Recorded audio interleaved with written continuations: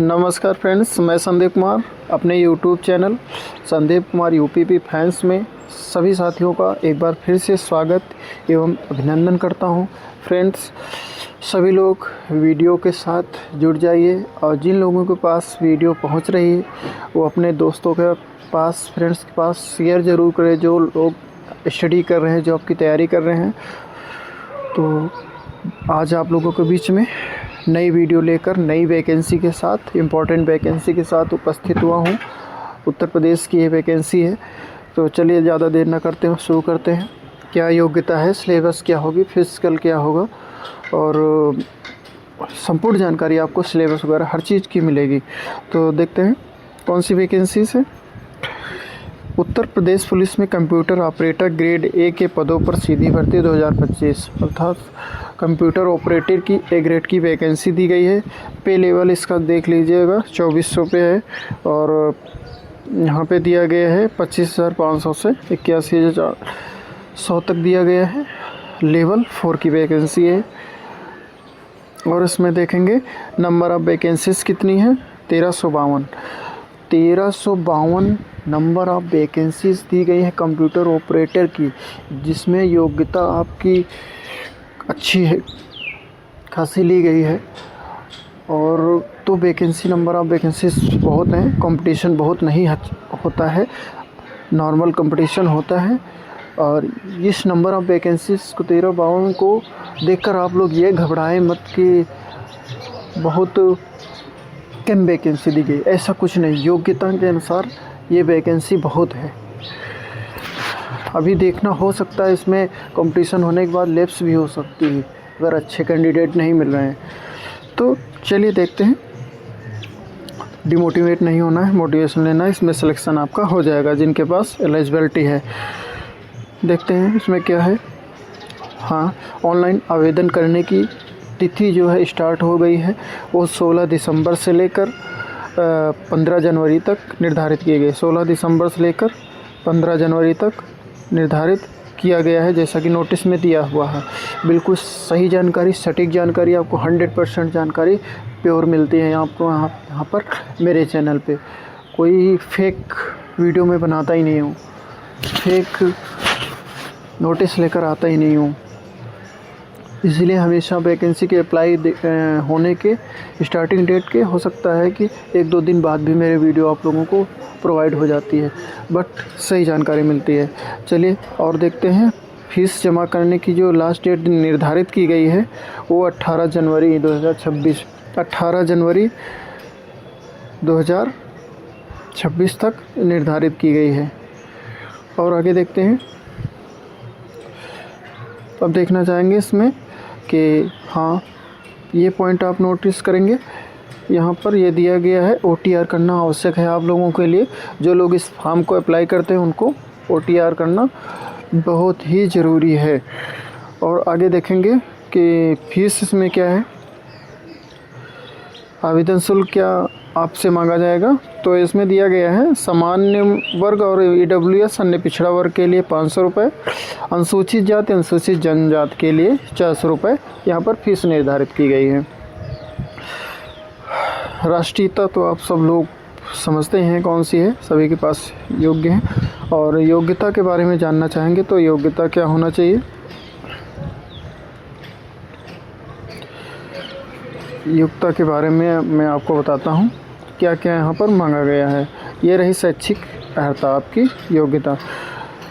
वही लोग form apply कर सकते हैं जो इसको पूरा करते हैं। इन पॉइंट को पॉइंट में दिया गया है मान्यता प्राप्त बोर्ड से इंटरमीडिएट, वो भी भौतिक शास्त्र और गणित विषयों के साथ। इंटरमीडिएट में आपके सब्जेक्ट जो होने चाहिए उसमें भौतिक शास्त्र और गणित 100% होना चाहिए। वही लोग इसके लिए अप्लाई कर सकते हैं। और साथ में O लेवल के आपके पास कंप्यूटर का सर्टिफिकेट होना चाहिए निर्धारित डेट तक, लास्ट डेट तक। और इसके समकक्ष भी आप अगर कोई कंप्यूटर का डिप्लोमा रखते हैं योग्यता, तो वो लोग भी इसके लिए अप्लाई कर सकते हैं। और ध्यान देना कि इसके समकक्ष CCC नहीं होता है, CCC वाले इसके लिए योग्य नहीं हैं। और आप लोगों के लिए बताता हूँ आगे। बने रहें चैनल पे और ज़्यादा से ज़्यादा लोगों को इसकी शेयर भी करें, संपूर्ण जानकारी आपको मिलेगी।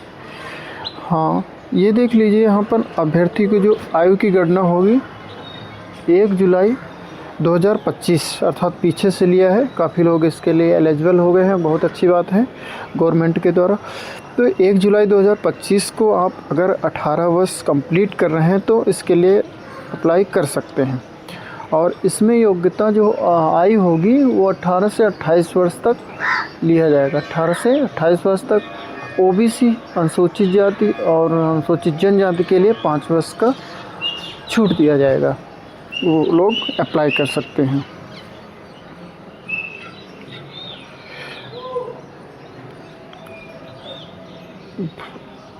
इसमें देखेंगे आपको सिलेबस वेरी इम्पॉर्टेंट है, इस सिलेबस में क्या पूछा जाएगा ये देख सकते हैं यहाँ पर। सामान्य ज्ञान के 40 प्रश्न पूछे जाएंगे, 50 नंबर का होगा। और मानसिक सामर्थ्य एवं तर्क शक्ति के 40 प्रश्न पूछे जाएंगे, वो भी 50 अंक के होंगे। और आगे इसमें दिया गया है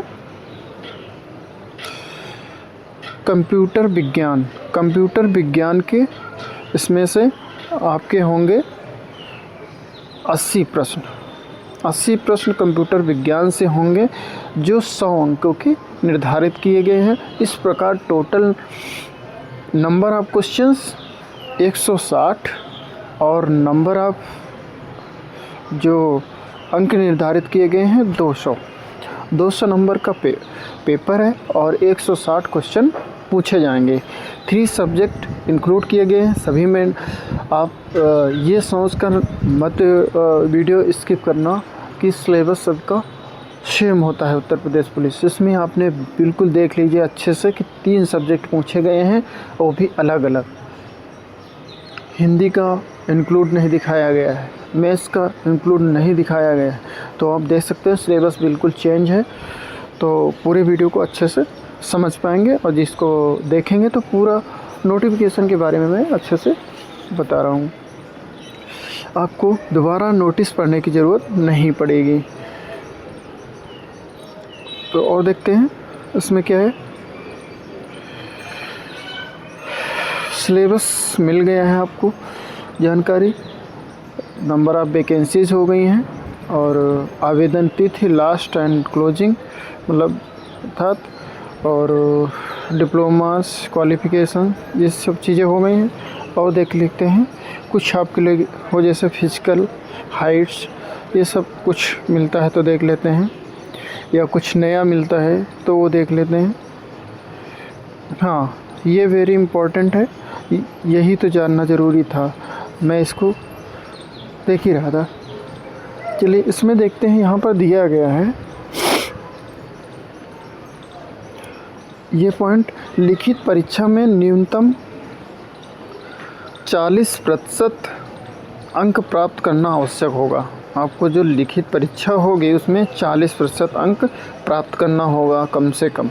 परीक्षा में प्राप्त अंकों के आधार पर उतनी संख्या में जितने अपेक्षित हों अभ्यर्थियों को कंप्यूटर टंकण परीक्षा हेतु बुलाया जाएगा। आधार पर उतनी संख्या में जितने अपेक्षित हों, जिनकी अपेक्षा की गई है उतनी ही संख्या में आपके लोगों को बुलाया जाएगा। और इससे भी ज़्यादा ज़रूरी बात यह है कि देखेंगे यहाँ पर कंप्यूटर टंकण परीक्षा कार्य होगी अर्थात पास मार्किंग होगी, उसको मतलब कंपलसरी पास करना ही होगा वरना आप सिलेक्शन नहीं ले सकते।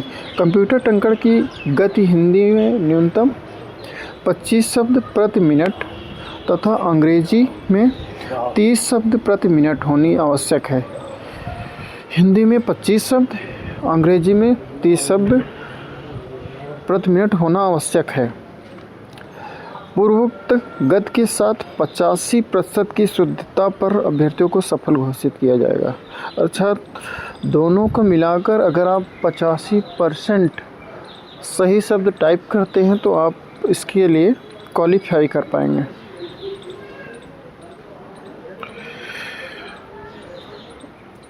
उसके बाद दिया गया है जो लोग टंकण परीक्षा में अर्थात टाइपिंग में सफल पाए जाएंगे उनके अभिलेखों की जांच की जाएगी, उनके डॉक्यूमेंट वेरिफिकेशन किए जाएंगे।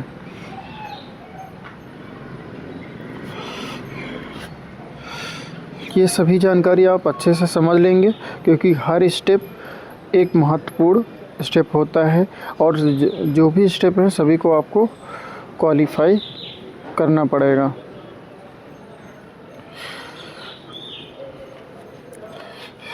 छूट के बारे में मैं एज के बारे में बता रहा था, तो इसके बारे में आप देख लीजिए नोटिस में।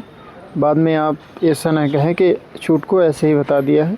तो अनुसूचित जाति के लिए 5 वर्ष की छूट दी गई है, जनजाति के लिए 5 वर्ष की छूट और पिछड़ा वर्ग के लिए 5 वर्ष की छूट दी गई है, जैसा कि मैंने आपको वीडियो में पहले भी बोला है।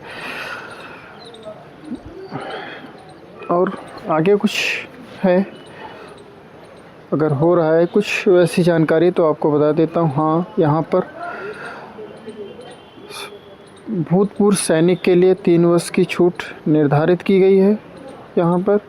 और महिलाओं का जो कोटा है यहाँ पर 20 दिया गया है, 20% महिलाओं के लिए है।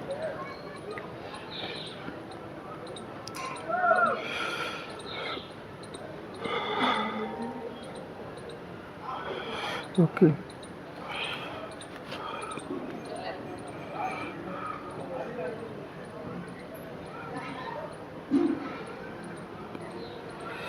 ये भी बहुत आवश्यक नोटिस है, इसको भी आप देख लीजिए क्योंकि डॉक्यूमेंट इसी के हिसाब से बनते हैं जैसा कि नोटिस में दिया होता है।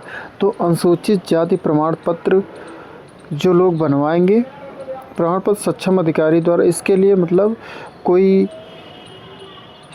वैसा निर्धारित नहीं है कि इस तिथि का होना चाहिए। आवेदन जमा करने की अंतिम तिथि तक, अर्थात आवेदन सबमिट करने से पहले तक आपके पास अगर जाति प्रमाण पत्र है तो आप फॉर्म अप्लाई कर सकते हैं। स्टार्टिंग की डेट निर्धारित नहीं है।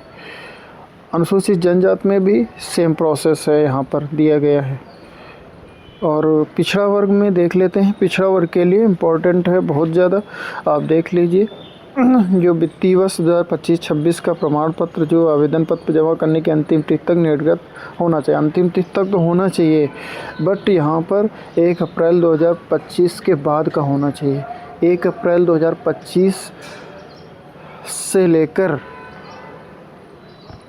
अभी तक अंतिम डेट तक निर्गत होना चाहिए। इसके पहले का आपका मान्य नहीं किया जाएगा। EWS वर्ग के लिए भी यही व्यवस्था निर्धारित की गई है। 1 अप्रैल 2025 तक आपके पास होना चाहिए। बहुत ही इम्पोर्टेंट एक टेक्निकल बात है क्योंकि इसके बिना आप अप्लाई नहीं कर पाएंगे, या अप्लाई कर पाएंगे तो आपके पास आरक्षण नहीं मिलेगा, आपको जनरल कैटेगरी में डाल दिया जाएगा, सामान्य में। और अधिक से अधिक जानकारी तो यही थी इस वीडियो में, और आगे कुछ होता नहीं है। हाइट वगैरह होती है बट इसमें कोई हाइट मायने नहीं रखती है। ऑपरेटर की भर्ती है को, और कोई प्रॉब्लम नहीं है। फ़ोटो साइज़ का दिया गया है। फ़ोटो साइज़ वो आपको जैसे ही भरेंगे आप वहाँ पर कंप्यूटर संबंधित जो भी होगा सभी लोग आपको बता देंगे कैसे है, वो फिल कर देंगे साइबर कैफेस वाले। तो चलिए इस वीडियो में इतना ही है, और उम्मीद करता हूँ कि आप लोगों को मेरे द्वारा दी हुई जानकारी वैकेंसीज़ के बारे में अच्छी लगती होंगी और आपको पसंद भी आती होंगी। मेरे वीडियो को ज़्यादा से ज़्यादा शेयर भी करते होंगे। तो थैंक्स फॉर वॉचिंग। ऐसे ही मोहब्बत बनाए रखना। Thank you.